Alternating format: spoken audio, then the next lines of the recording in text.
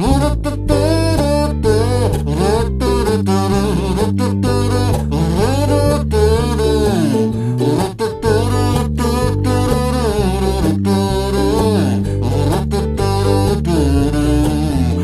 die Sonne scheint oder schneit, die Leute schauen immer gleich aus.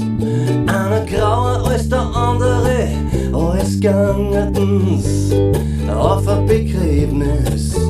Ist Wien wirklich so farblos? Oder bin ich nur farbenblind?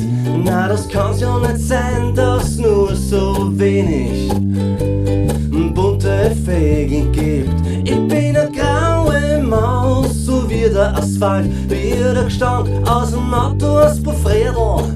Bitte den grünen Rasen nicht zu betreten, weil sonst gibt's eine kleine Verwaltungsstrafe.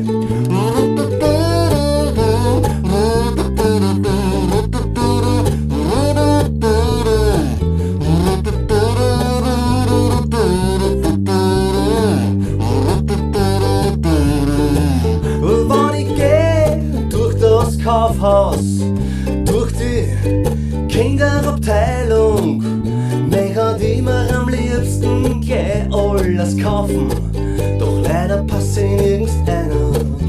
Drum geh ich zur Herrenabteilung, dort sieh ich nur Schwarzes und Braunes, damit kann ich maximal nur zur ÖVP gehen oder den Braunen.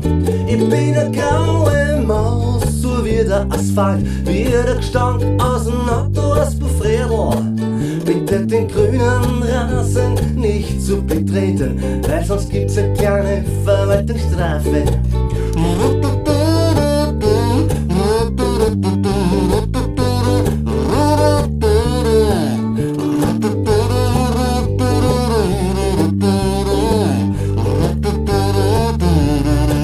Bin ich der einzige bunte Papagei, der nur von schwarzem Raum umgeben ist?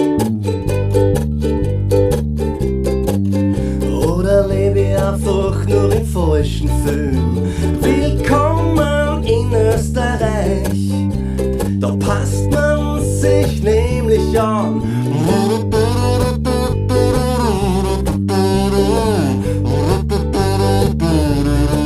Ich bin eine graue Maus, so wie der Asphalt, wie der Gestank aus dem Auto aus Bofredl.